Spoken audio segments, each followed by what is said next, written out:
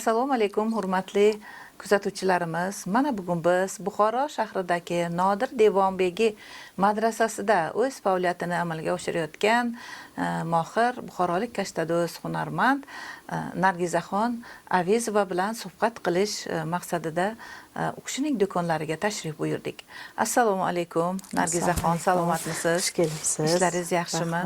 Mana biz ko'rib turibmiz, do'koningizda juda ham chiroyli bir men boshqa joylarda uchratmagan kashtachilik mahsulotlarini, buyumlarini ko'rib turibman. Sizga bu hunarni kim o'rgatgan? Qachon o'rgangansiz? Necha yildan buyon shu kashtachilik hunari bilan shug'ullanasiz? Avvalambor assalomu alaykum, xush kelibsiz. Bu hunarni men 1999-yildan beri oyijonimdan o'rganganman. Ustozim oyijonim, u kishi menga ranglashtirgan. Qaynonam, qaynona oyijonim, ustozim. 99-yildan beri faoliyatni yuritaman shu ishlar bilan. 27 yil bo'libdi. Kelin bo'lib tushganimdan beri oyijonimga rahmat, shu hunarlarni o'rgatib menga shu ranglashlarni ham o'rgatdilar. Tabiiy bo'yoqlarda ranglaymiz bularni biza. Hammasi tabiiy bo'yoq. Hammasi tabiiy bo'yoqlarda ranglaymiz. Endi bu tabiiy bo'yoqlarni qayerdan olasiz? O'zingiz tayyorlaysizmi yoki sotib olasizmi? Yo'q, o'zimiz tayyorlaydiganimiz ham bor. Bir xil rang o'zimizda yo'q, uni sotib olamiz. Tutdan olamiz, piyoz po'chog'idan, anor po'choq, chormas po'choqlardan olamiz. Royan degan mahsulotimiz u daraxt ildizdan o'zimizga o'sib chiqmaydi, uni sotib olamiz. Uni sotib olasizlar. Sotib olamiz. Tabiiy ipaklarda, ipak nimamiz. Hammasi tabiiy mahsulotlar. Tabiiy ipak hammasi. Bularni qanday usulda tikasiz? Endi kashta tikishning usullari bor-ku. Igna bilan, bigiz bilan tikish usullari. Bular hammasidan qilib bilaman. Bigizdan ham tikib bilaman, igna bilan ham tikib bilaman, hammasidan. Ikkalasi oilaviy ishlaymiz biz. Xo'jayinim u kishi chizib beradilar, men tikib, o'zim ranglab sotaman.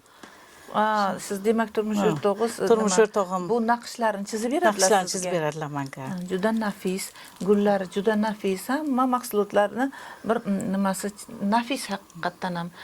Keyin rang tanlashda ham juda ham bir sizda iste'dod bor ekanda, rang tanlash ham bir san'at-ku, to'g'rimi? Rang tanlashda ham gap ko'p.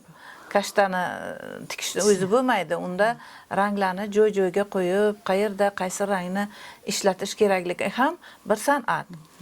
Juda ham chiroyli, ranglar ham mutanosibligi chiroyli, yaxshi tanlangan. Nargizaxon, mahsulotlaringizni siz qayerlarda sotasiz? Qanday daromad qilasiz? Shular haqida ham gapirib bersangiz. Mahsulotlarimni ko'pincha chet eldagilar hurmat qilib, qo'l ishchiligi uchun keyin sokinligi uchun ular shu yaxshi ko'rib nima qilib olishadi, tabiiy ranglar-ku. O'shanga nima qilib olishadi ular. Ko'pincha chet eldagilar. Endi bu yerda madrasani ko'rdim, tevarak atrofida shu qo'l mehnati mahsulotlari joylashgan ekan, ustalarimiz, hunarmandlarimiz. Yog'och uymakorligini ko'rdim bu yerda, naqqoshlikni ko'rdim, milliy liboslar va shunga o'xshagan yana hunarmandchilik turlari bilan shug'ullanadigan hunarmandlar bu yerda joylashgan ekanlar.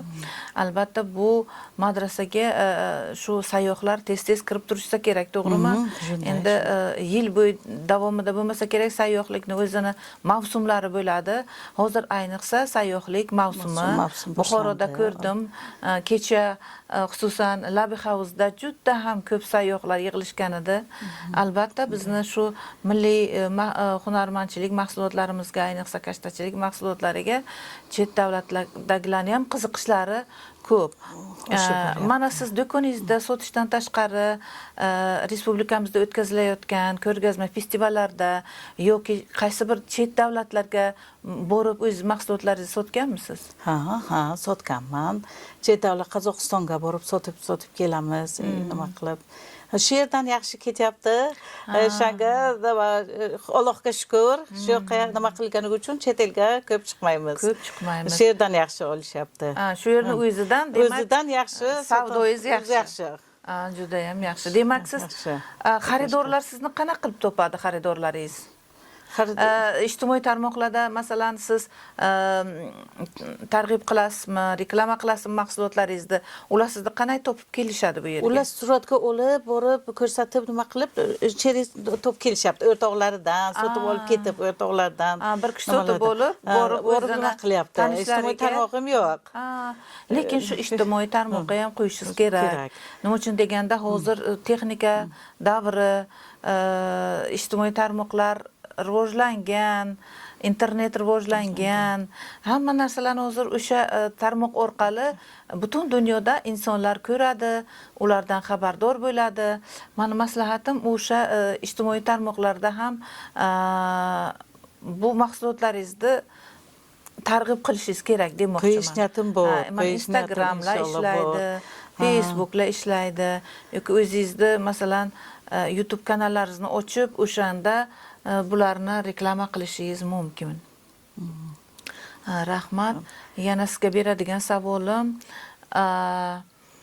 nima uchun aynan siz faqat oq matolarda ishlaysiz? Sizni kashtalaringizni ko'ryapman, faqat asosi oq ranglardan iborat bo'lgan matolarda ishlanganda, shunday do'konga kirgandan odamning bahri dili ochiladi. Hamma shu narsalar mana qarang, chiroyli bir tagi oq matolarga tikilgan. Nega siz bu rangni tanlagansiz? Shu hozir tashqaridan kiradi, oppoq, nima bo'lib chiqib ketamiz deydi. Xursand bo'lib, qo'shilmaydi narsalar bir-birovga deb, xursand bo'lib ketsin bular deymizda, o'shanga. Adashmaymiz narsa olishga deb o'ylab o'tirmaymiz. Masalan, boshqa nimalarga ko'rib kelyapmizda, har xil ranglarga tikkanlar. Suzanami u yoki mana egningizdagi kostyumni qarang, nima har xil rangdagi matolarni ishlatganlar, lekin sizda ko'ryapman faqat oq. Endi oq, конечно, albatta bu nima yorug'lik, bir poklik ramzi, insonni kirgandan ham bahrin dilini ochadigan haqiqatdan. Nargizaxon, mana shu kashtachilik san'atini barqarorligi haqida nima deya olasiz? Bu san'at barqarormi? Kelgusida yashab keta oladimi bu?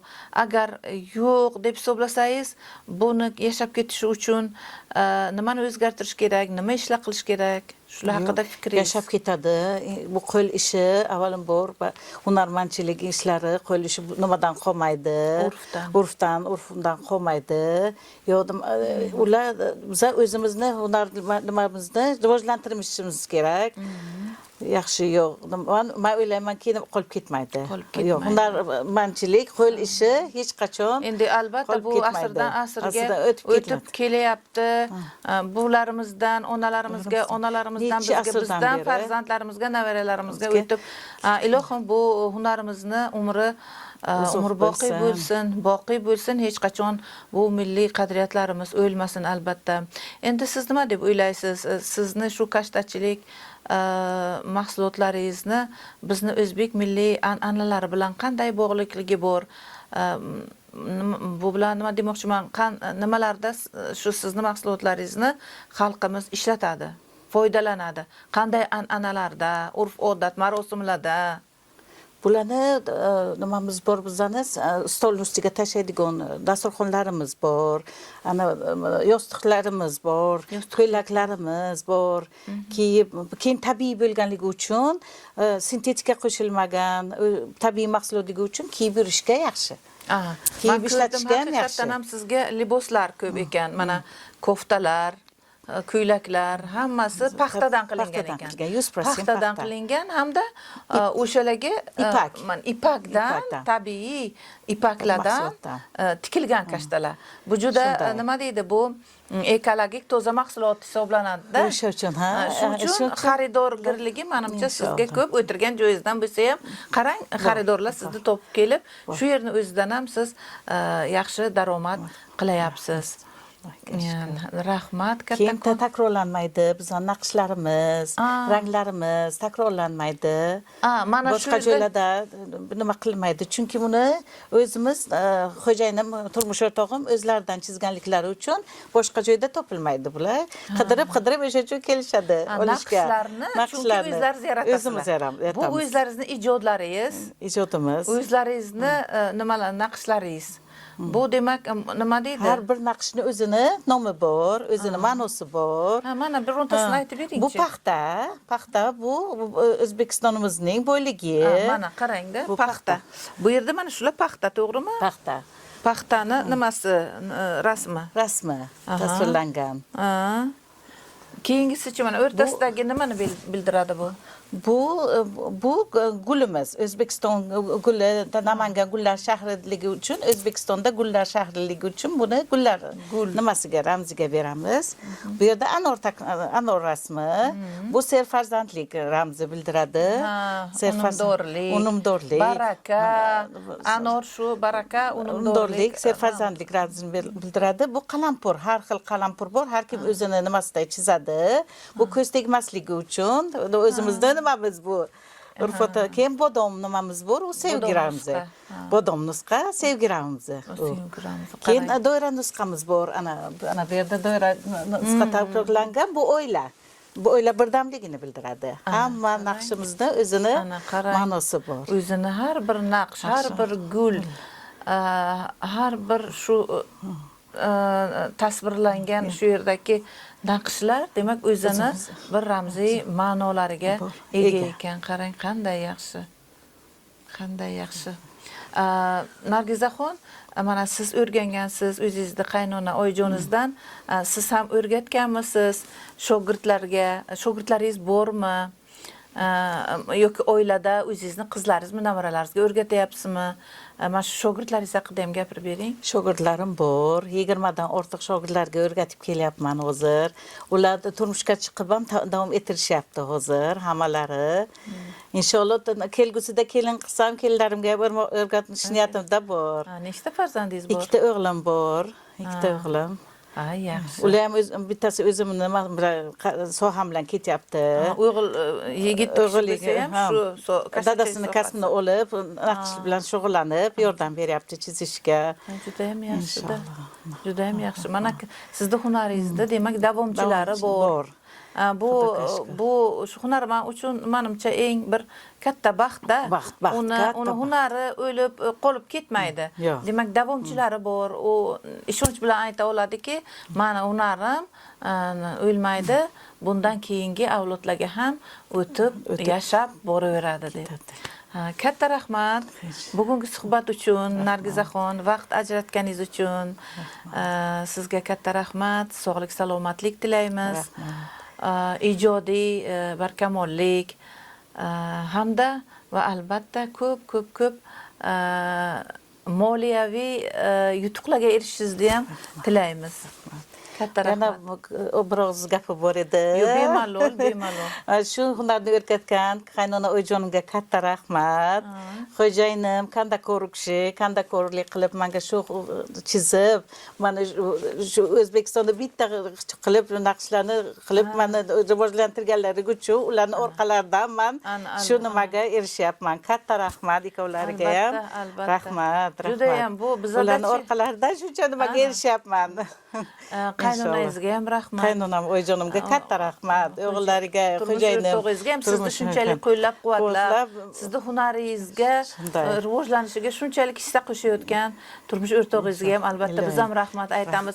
Hamma yigitlarimiz shunday bo'lsin, o'zini, ayollarini hamisha qo'llab-quvvatlab yashasinlar, ilohim. Qo'shimizga sog'-salomat bersinlar, bizdan duo qilib bersinlar. Mana shuncha nimaga yetkazdilar. Allohga shukr. Rahmat kattakon. Rahmat. Salomat. Shuning bilan bugungi qisqacha suhbatimiz o'z nihoyasiga yetdi. Sog' va salomat bo'linglar. Keyingi yana suhbatlarimizda ko'rishguncha deb qolamiz.